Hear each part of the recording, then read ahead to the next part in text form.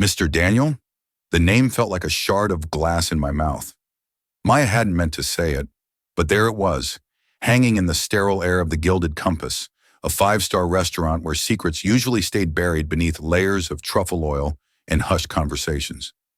Adrian Petro, the titan Maya had just addressed, didn't just flinch. He looked as if she'd ripped open his chest. His eyes, cold as a winter sky, suddenly flickered with something raw. Terror? What she didn't know, couldn't possibly grasp, was that Daniel wasn't just a name. It was a ghost that would drag her into a battle for a legacy she never knew existed.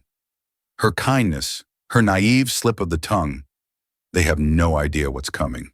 Mr. Daniel, the name felt like a shard of glass in my mouth. Maya hadn't meant to say it, but there it was, hanging in the sterile air of the Gilded Compass, a five-star restaurant where secrets usually stayed buried beneath layers of truffle oil and hushed conversations. Adrian Petro, the titan Maya had just addressed, didn't just flinch. He looked as if she'd ripped open his chest. His eyes, cold as a winter sky, suddenly flickered with something raw. Terror. What she didn't know, couldn't possibly grasp, was that Daniel wasn't just a name. It was a ghost that would drag her into a battle for a legacy she never knew existed. Her kindness, her naive slip of the tongue, they have no idea what's coming. The Gilded Compass hummed with the quiet, almost reverent energy of wealth. Every clink of crystal, every hushed conversation, every precisely plated morsel spoke of power and privilege. And at its heart, in a booth carved from imported marble and bathed in the soft glow of bespoke lighting, sat Adrian Petro. His presence commanded the space. He was a monument of tailored suits, expertly coiffed silver hair, and eyes that could dissect a balance sheet with a single glance. Tonight, he was dissecting Genevieve Dubois' latest proposal. Maya, a college student juggling art history studies with a waitressing job to support her ailing mother, navigated the polished floors like a tightrope walker. Each perfectly balanced tray was a victory against the ever-present fear of a dropped glass, a spilled drink, a mistake that could cost her the job she desperately needed. She approached the Petro table, her hands already slick with nervous sweat. Refilling water glasses was a simple task usually, but under Petro's gaze, everything felt monumental. As she reached for his glass, a tremor seized her hand. The glass slipped. It shattered on the marble with a sharp, echoing crack, sending shards and ice skittering across the floor. A collective gasp rippled through the nearby tables. The floor manager, his face a mask of practiced calm, descended like a hawk, his apologies already forming on his tongue. "Mr. Petro, I am so incredibly sorry." Maya knelt, her cheeks burning with humiliation. I am so sorry, sir. It slipped." She dared a glance upward into the icy blue depths of Petro's eyes. There was no warmth, only a chilling detachment. He waved a dismissive hand. "It's done. Clean it up." His voice was a low, clipped command, the voice of a man accustomed to immediate obedience. As she gathered the last of the glass, a melting ice cube slid against her skin, sending a shiver up her spine. Again she looked up. And that's when it happened. A jolt of something akin to recognition, or perhaps just familiarity, struck her. It was subtle, a fleeting impression in the stern set of his jaw, the intense focus in his gaze, something that tugged at the edges of her memory. He reminded her of the one faded photograph she kept of her father. A wave of nervous energy made her tongue thick. "My apologies again, Mr. Daniel," she blurted out, the name, her father's name, a constant bittersweet presence in her thoughts, escaped her lips before she could stop it. It hung in the air, heavy and unexpected. The manager froze mid-bow. Genevieve Dubois, who had been observing the scene with cool detachment, raised an eyebrow. But it was Adrian Petro whose reaction was most profound. The steely composure he usually wore like armor shattered. The color drained from his face, leaving him ashen. The pen slipped from his fingers, clattering against his plate. His eyes, moments before assessing million-dollar deals, were now wide, locked on Maya with an expression of pure, unfiltered shock. He looked not just surprised, but stricken. as if she had resurrected a ghost. The blood pounded in Maya's ears. The weight of her mistake crashed down on her. She had called him the wrong name, a name that clearly held some power over this powerful man. I'm so sorry, sir, she stammered, scrambling to her feet. I don't know why I said that.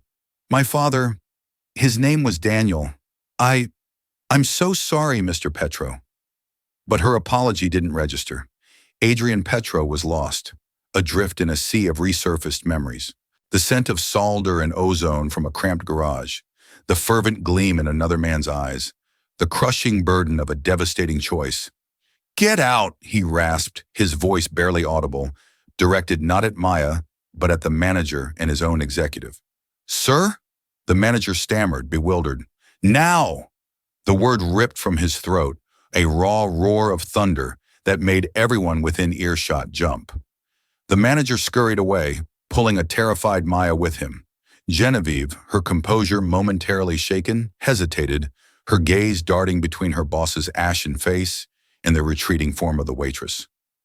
Then, with a curt nod, she gathered her things and left the booth. Adrian Petro was alone, slumped back against the plush leather, his hands trembling. That name, Daniel, a forgotten life. It wasn't just a name. It was the phantom limb of a dream they'd shared in a Silicon Valley garage, fueled by cheap coffee and the electric conviction that they were about to change the world. Daniel Rodriguez, his partner, his best friend, the genuine brilliance behind the core algorithm that now underpinned Ethelgard Innovations. Later that night, the city blurred outside his car windows. Adrian's voice was rough when Genevieve finally answered his call. I need you to do something for me. Off the books. Utmost discretion. Of course, Adrian. What is it? Genevieve's voice was professional, but laced with concern. She had never witnessed him lose control like that. The waitress at the Gilded Compass. Her name is Maya. He paused, the name feeling foreign and dangerous on his tongue. Maya Rodriguez. I want to know everything. Where she lives, where she studies, her family, her financial situation, her history, everything. I want a complete file on my desk by morning. Rodriguez, Genevieve repeated, a flicker of recognition in her tone.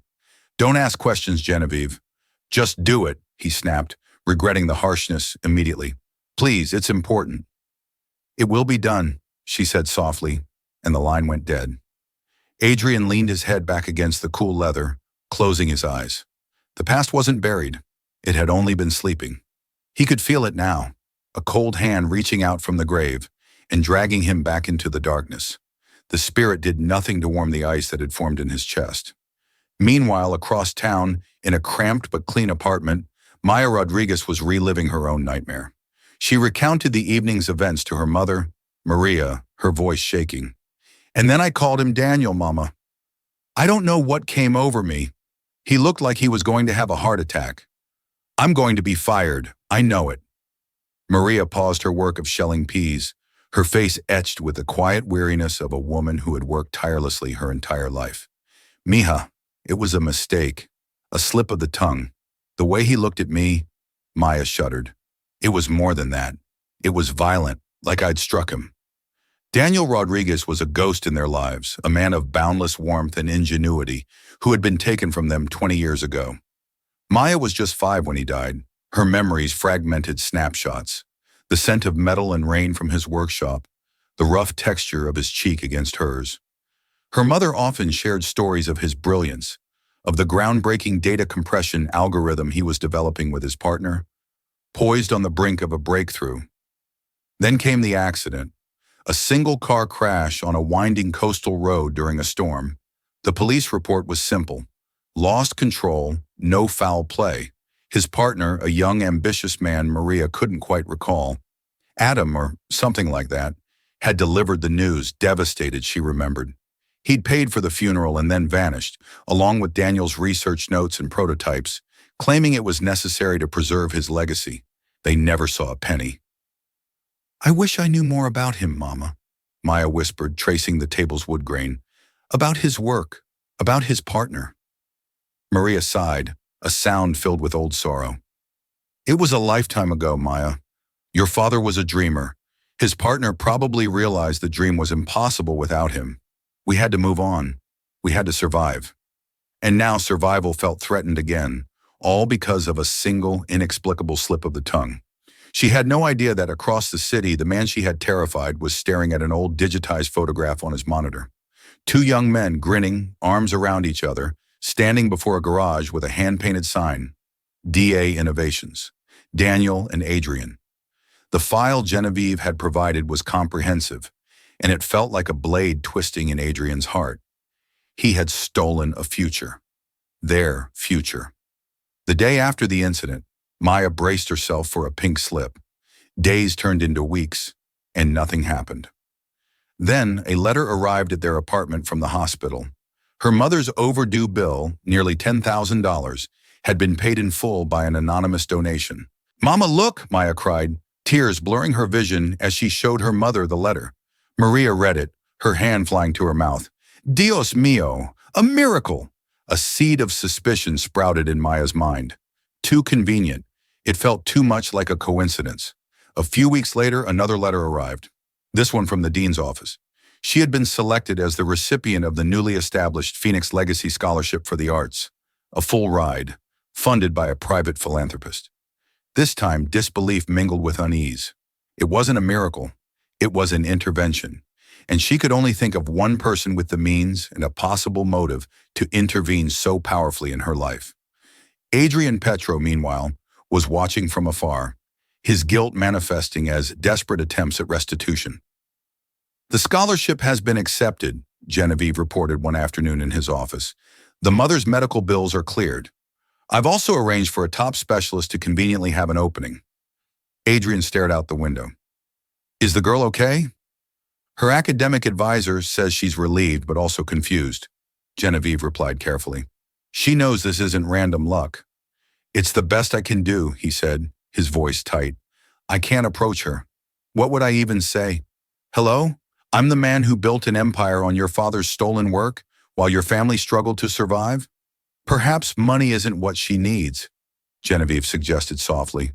"Perhaps what she needs is the truth." Adrian's eyes flashed with a familiar, cold fire. The truth would destroy everything. The company, my entire life.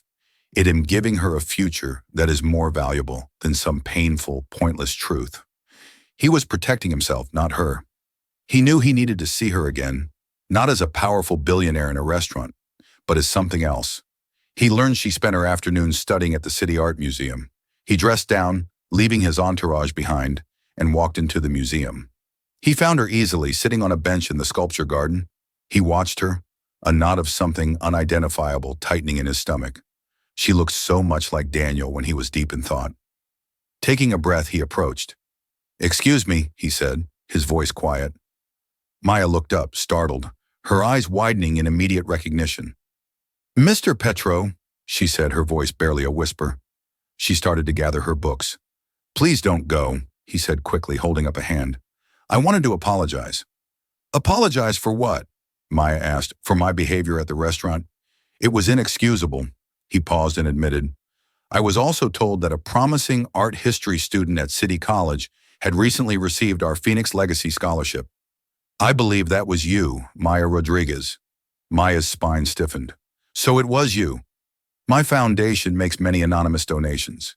We hear of people in need and we help. It's what we do." "Why me, Mr. Petro?" Maya asked, her eyes narrowing. "What is it that you want?" Adrian found himself abandoning his carefully prepared script. "I don't want anything," he said. "When you said that name in the restaurant, it belonged to someone I knew a long time ago. A partner, a friend. His name was Daniel." Maya's breath hitched. "What was his last name?" Adrian hesitated. "It was a long time ago. We had a falling out. I never knew what happened to him. It was a lie, but it was the only one he could offer." "I see," Maya said, though her expression suggested she saw more than he revealed. He decided to change tactics. "Your scholarship file was impressive, Miss Rodriguez. We're looking to expand our arts and culture division. We need people with passion. I could offer you an internship." The offer was staggering, but she knew it was a trap. "Why are you doing this?" Adrian looked away. "Let's just say that I have a debt to the past, and I believe in paying my debts." He handed her a card. Think about it. The offer stands. With that, he turned and walked away, leaving Maya Rodriguez sitting on the bench, the world tilting on its axis. The ghost of her father no longer felt like a distant faded photograph. He was suddenly terrifyingly real, and his shadow was intertwined with that of the most powerful man she had ever met. The question was no longer if they were connected, but how. And what terrible secret was Adrian Petro so desperate to keep hidden? The name Adrian Petro had not always been Adrian Petro. 22 years ago in the Nant world of Siliconet, the offer stands. With that, he turned and walked away, leaving Maya Rodriguez sitting on the bench, the world tilting on its axis. The ghost of her father no longer felt like a distant faded photograph. He was suddenly terrifyingly real, and his shadow was intertwined with that of the most powerful man she had ever met. The question was no longer if they were connected, but how. And what terrible secret was Adrian Petro so desperate to keep hidden? The name Adrian Petro had not always been Adrian Petro. 22 years ago in the Nant world of Silicon Valley startups, he had been Adrian Price, a whip-smart, ruthlessly ambitious MBA graduate with a talent for selling a vision. But the vision itself had belonged to his partner, Daniel Rodriguez. The discrepancy between the salesman and the creator had been a quiet source of tension in their small company, but their friendship had papered over the cracks. No one knew that history better than Frank Miller. Frank was a relic from a different era of journalism. His office was a cluttered mess of old newspapers, cold coffee cups, and the faint smell of cynicism. He was a Pulitzer Prize finalist from the late 90s who now ran a small independent investigative blog that specialized in taking down giants. He didn't have the resources of the big papers anymore, but he had a nose for lies and a memory like a steel trap. Years ago, Frank had been a young tech reporter covering the dot boom. He had interviewed the duo behind DA Innovations for a piece on promising startups. He remembered Daniel Rodriguez vividly, a brilliant, passionate engineer with eyes that lit up when he talked about his compression algorithm. And he remembered Adrian Price, the polished, articulate frontman. The article was never published. The startup folded abruptly after Daniel's tragic death. Frank had always felt a pang of regret about that. The technology had been revolutionary. For 2 decades, the story was a dead end. Then a few years ago, Frank was researching the meteoric rise of Ethelgard Innovations and its reclusive founder, Adrian Prov. He found the company's original incorporation papers, and a familiar name jumped out at him. The core technology patent, the very algorithm that was the bedrock of Petro's multi-billion-dollar empire, had originally been filed by a small defunct LLC, DA Innovations. The connection was tenuous. Petro had likely just bought the dormant patent for a pittance. It happened all the time. Still, Frank filed it away. His interest was reignited when an anonymous email landed in his inbox. It was from a disgruntled former board member of Ethelgard, forced out in a power play by Petro. The email was short and cryptic. You were right to be curious about the origins of Athlard. Petro isn't who he says he is. Look into his past. Look for a ghost named Daniel Rodriguez. That was all Frank needed. He began digging in earnest. He pulled old DMV records, university transcripts, anything he could find.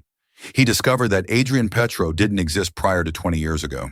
But Adrian Price, who matched his age and physical description, had disappeared at the exact same time right after liquidating DA Innovations' assets, including the patent for a negligible sum. He had legally changed his name, moved to the other side of the country, and re-emerged a year later as Adrian Petro, founder of a new company with a revolutionary piece of tech. The final piece of the puzzle was connecting it to the present. He ran a deep search on the name Rodriguez, cross-referenced with Petrov. He expected nothing, but then a hit, a gossip column tidbit about a strange incident at the Gilded Compass. Billionaire Adrian Petro causing a scene shouting at his staff. Frank made some calls to his sources on the restaurant scene. He got the waitress's name, Maya Rodriguez, Daniel Rodriguez's daughter. Frank felt the familiar, exhilarating thrill of the hunt. This wasn't just a story about a shrewd business deal anymore. This was a story about betrayal, identity theft, and a 20-year-old lie. He found Maya outside her college campus, a coffee and a textbook in her hands. He approached her cautiously, his demeanor that of a kindly rumpled professor rather than a predator. "Miss Maya Rodriguez," he began. She looked up wary. After her encounter with Petro, she was suspicious of all strangers. "Yes, can I help you? My name is Frank Miller. I'm an investigative journalist." He handed her a business card. "I'm working on a story about the early days of the tech industry, specifically about a brilliant inventor named Daniel Rodriguez. I believe he was your father." Maya froze the coffee cup, trembling in her hand. "My father? Why?"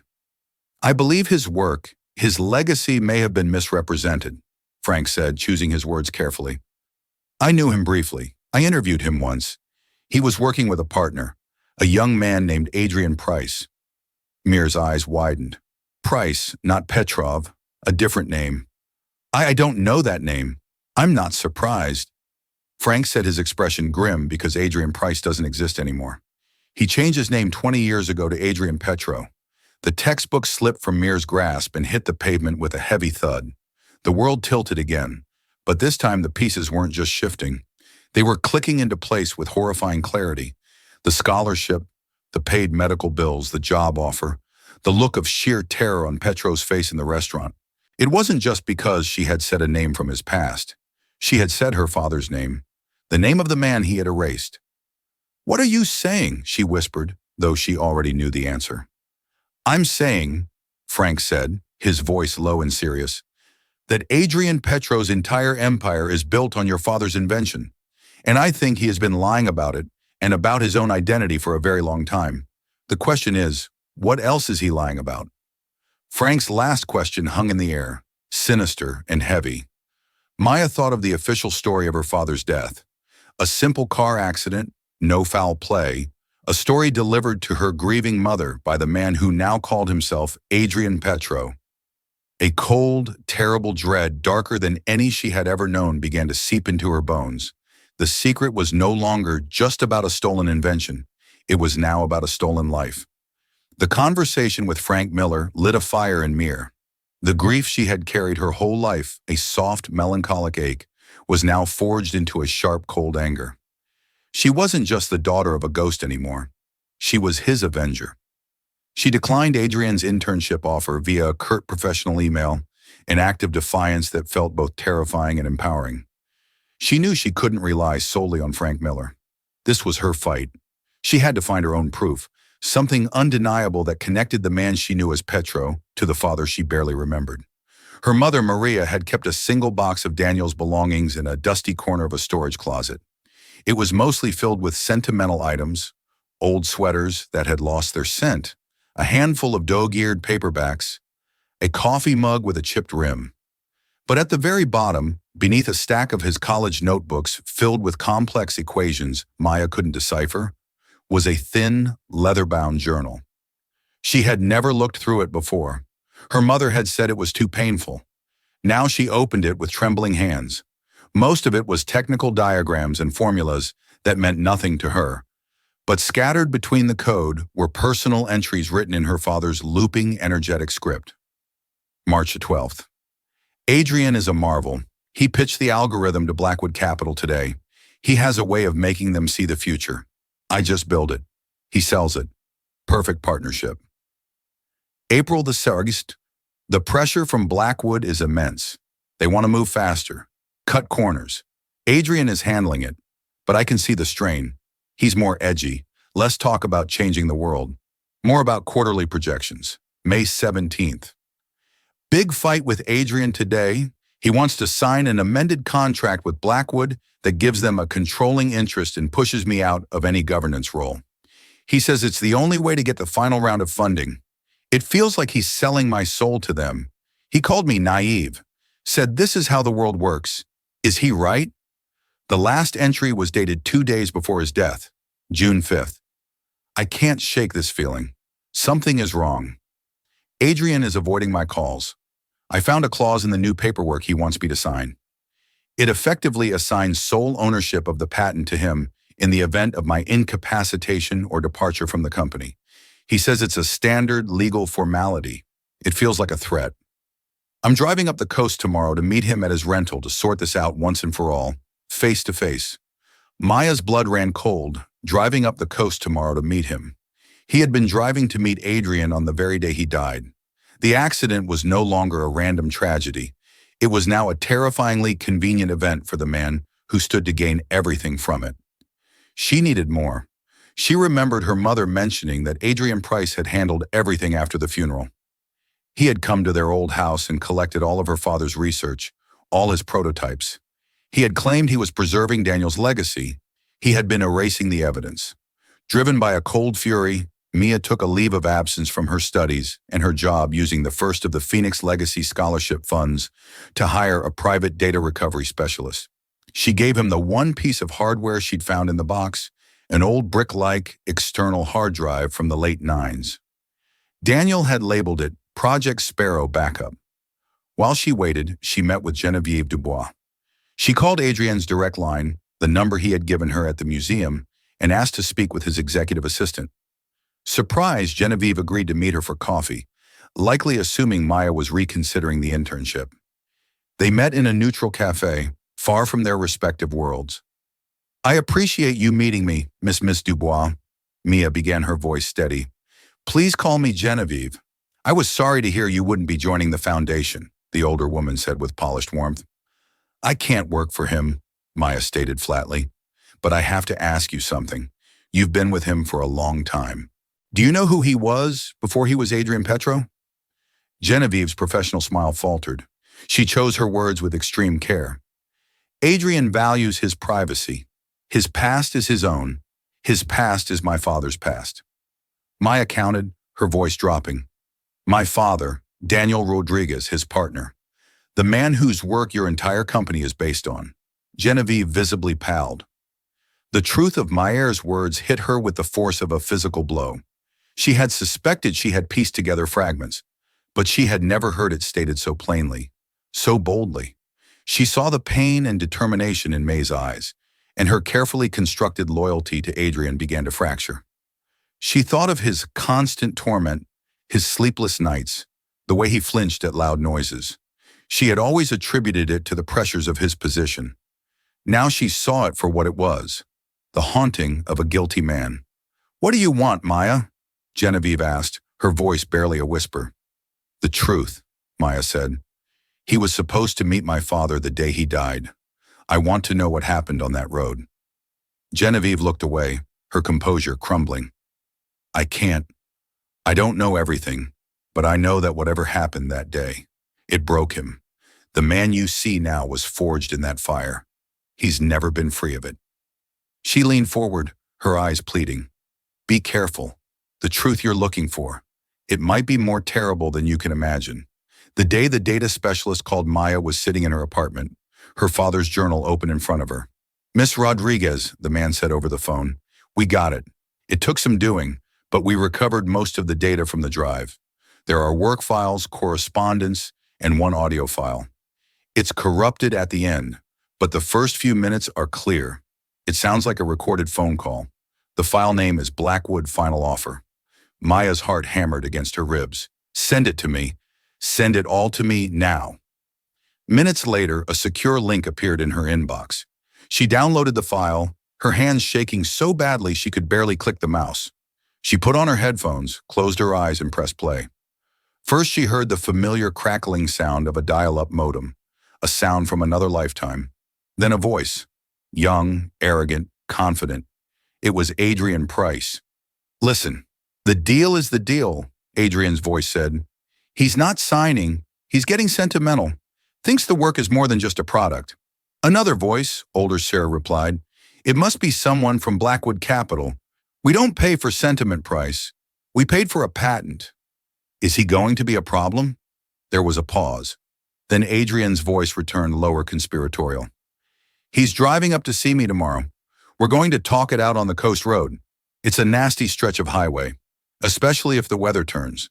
Things happen on that road. A man can get distracted. A car can swerve." The other voice was chillingly calm. "I trust you will acquire his signature one way or another, or ensure his departure from the company is permanent. Our investment must be protected." "Don't worry," Adrian said, and the sound made Mir's stomach turn. It was the sound of a man sealing a devil's bargain. I'll handle Daniel. The audio devolved into static. The end of the recording lost to time and decay. But it didn't matter. Maya ripped the headphones from her ears, a strangled Seb escaping her lips. It wasn't just theft. It wasn't just a lie. It was a conspiracy. Whether by direct action or malicious inaction, Adrian Petro was responsible for her father's death. He hadn't just stolen a legacy. He was a killer, and she was going to make him confess. The confrontation was not going to happen in a boardroom or a lawyer's office. It had to be on her terms. Maya called Adrian's private number, her voice a cold, steady instrument she didn't recognize as her own. "It's Maya Rodriguez," she said when he answered. "We need to talk, not about an internship, about my father." A heavy silence met her from the other end of the line. Then Adrian's voice, rough with resignation. "Where? The place you were supposed to meet him?" She said the words like stones in her mouth. Vista Point on the Old Coast Highway. Sunset. She hung up before he could reply. The drive up the coast was agonizing. Every turn in the winding road was a fresh stab of grief. This was where it happened. This was where her father's life had ended. The sky was a bruised purple and orange as the sun began to sink below the horizon, casting long, eerie shadows across the asphalt. Vista Point was a deserted turnout overlooking a sheer cliff that dropped hundreds of feet to the churning gray Pacific below. A simple guardrail was the only thing separating the road from the abyss. Adrian was already there, standing by the rail, his back to the road. He wasn't wearing his usual armor of a bespoke suit. He looked older, smaller, dressed in a simple dark coat, a man stripped of his power, waiting for judgment. Maya got out of her car, the cold sea wind whipping her hair across her face.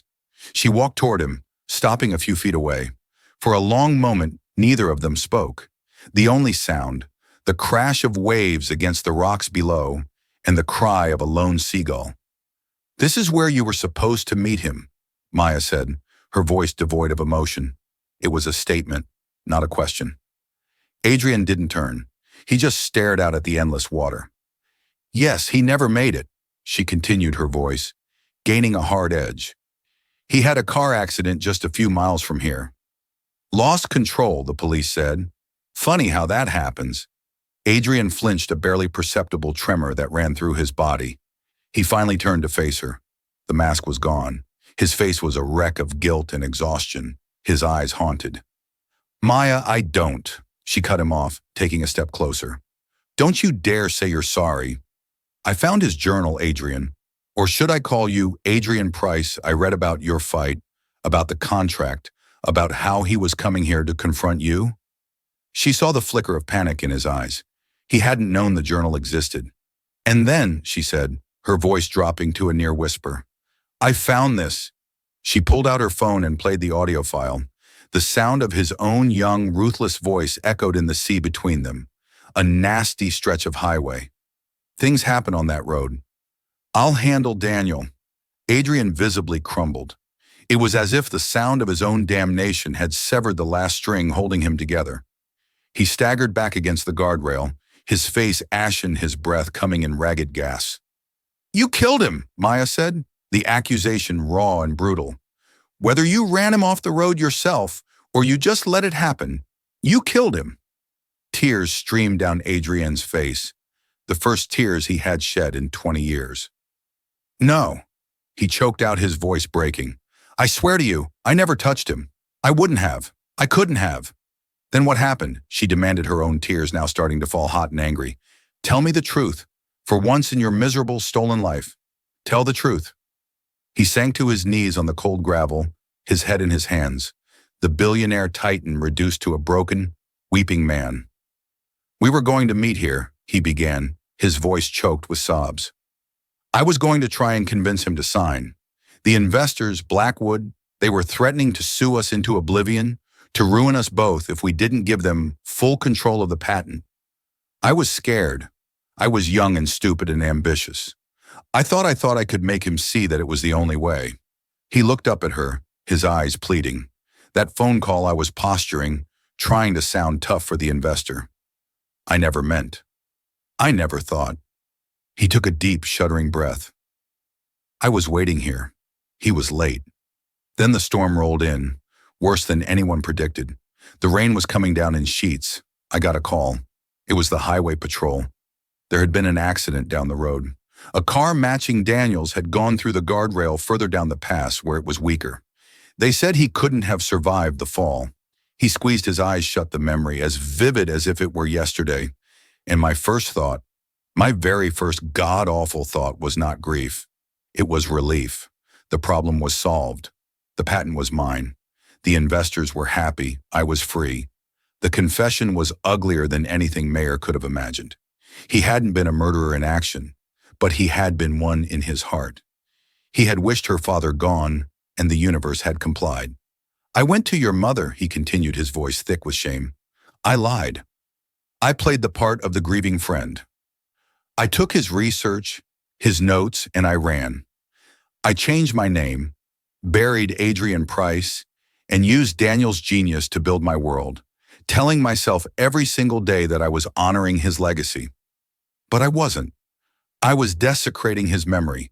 Every dollar I made, every building I put my name on, it's all been poisoned. I haven't had a single peaceful night's sleep in 20 years. He looked at Maya, his face a mask of utter self-loathing. I didn't kill your father, Maya. My greed and my ambition did. I let him die. I profited from his death. In the eyes of God, there is no difference. The wind howled around them, a mournful cry from the sea. Maya stood over him, the audio file on her phone, the journalist's evidence, the journal enough to destroy him utterly. She could send him to prison, not for murder, but for the corporate fraud, the conspiracy, the lies that had led to this moment. She could strip him of his empire and leave him with nothing. But as she looked at the broken man at her feet, she saw not a monster, but a pathetic, hollowed-out shell haunted by a ghost of his own making. Destroying him wouldn't bring her father back. It wouldn't erase the 20 years of struggle she and her mother had endured. A different kind of justice began to form in her mind. A justice her father, the brilliant, compassionate dreamer, might have wanted. Get up, she said, her voice hard as steel. Crying on your knees changes nothing. Your reckoning is just beginning. Adrian looked up, confused. What? What are you going to do? You're not going to jail, she said, and a flicker of hope crossed his face, which she immediately extinguished. That would be too easy. You're going to live with this, and you are going to pay, not with anonymous checks or guilty job offers. You are going to give my father back his name. The story of Adrian Petro didn't end with a dramatic courtroom battle or a scandalous headline. Though Frank Miller was furious when Mia refused to give him the final damning evidence, instead it ended with a press conference that shook the tech world to its core. Adrian Petro, flanked by his lawyer and a silent, poised Maya Rodriguez, publicly confessed. He told the world that the foundational technology of Ethogard Innovations was the sole creation of his late partner, Daniel Rodriguez. He announced the renaming of the company's immensely profitable R&D division to the Daniel Rodriguez Institute for Innovation. Furthermore, 50% of the company's shares were transferred into a trust controlled by Mir, not as a payout, but as rightful ownership. He didn't confess to the conspiracy, but in admitting the theft of his legacy, he admitted to the theft of his life. Adrian Petro kept his freedom, but lost his soul's prison. He was forced to live every day in the shadow of the man he betrayed his name, now forever. A footnote to Daniel Rodriguez's genius. For Maya, it wasn't about the money. It was about seeing her father's name in lights, his picture in textbooks, his genius finally acknowledged. She had reclaimed a stolen legacy, not for revenge, but for remembrance. Justice, she learned, isn't always about punishment. Sometimes it's about rebuilding what was broken and forcing the truth into the light, no matter how long it's been buried. If this story of a life-altering secret and the difficult path to justice moved you, please hit that like button to let us know. Share it with someone who loves a story that feels real. And don't forget to subscribe and turn on notifications so you never miss another tale that uncovers the hidden truths behind the lives we think we know. What would you have done in Mayer's place? Let us know in the comments below.